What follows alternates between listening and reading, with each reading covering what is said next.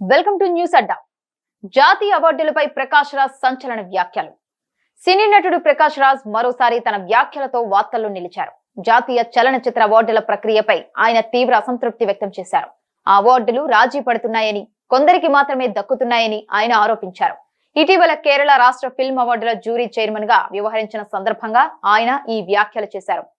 కేరళ అవార్డుల jury chairman గా బాధ్యతలు స్వీకరించడం తనకు ఎంతో సంతోషాన్నిచ్చిందని ప్రకాష్ రాజ్ తెలిపారు. వారు నన్ను పిలిచినప్పుడు ఈ ప్రక్రియలో తాము జోక్యం చేసుకోబోమని, అనుభవజ్ఞుడైన బయటి వ్యక్తిగా పూర్తి నిర్ణయాధికారం మీకే ఉంటుందని స్పష్టంగా చెప్పారు. కానీ జాతీయ అవార్డుల విషయంలో అలా జరగడం లేదు. అది మన కళ్ళారా చూస్తూనే ఉన్నామని ఆయన అన్నారు. ప్రస్తుత జాతీయ అవార్డుల విధానాన్ని విమర్శిస్తూ కొందరికే అవార్డులు వెళ్తున్నాయి. మంజుమల్ బాయ్స్, బ్రహ్మయుగం వంటి గొప్ప చిత్రాలకు పురస్కారాలు దక్కడం లేదు. ఇలాంటి జ్యూరీ, ఇలాంటి ప్రభుత్వ విధానాలు ఉన్నప్పుడు మమ్ముట్టి లాంటి గొప్ప నటుడికి అలాంటి అవార్డులు అవసరం లేదు అని ప్రకాష్ రాజ్ ఘాటుగా వ్యాఖ్యానించారు. ఈ సందర్భంగా ఆయన చిత్ర పరిశ్రమకు ఒక విజ్ఞప్తి చేశారు. దర్శకులు, రచయితలు కేవలం పెద్దలు, యువతను మాత్రమే కాకుండా పిల్లలను కూడా సమాజంలో భాగంగా గుర్తించాలని సూచించారు. పిల్లల కోసం మరిన్ని మంచి చిత్రాలు తీయడం గురించి ఆలోచించాలని కోరారు.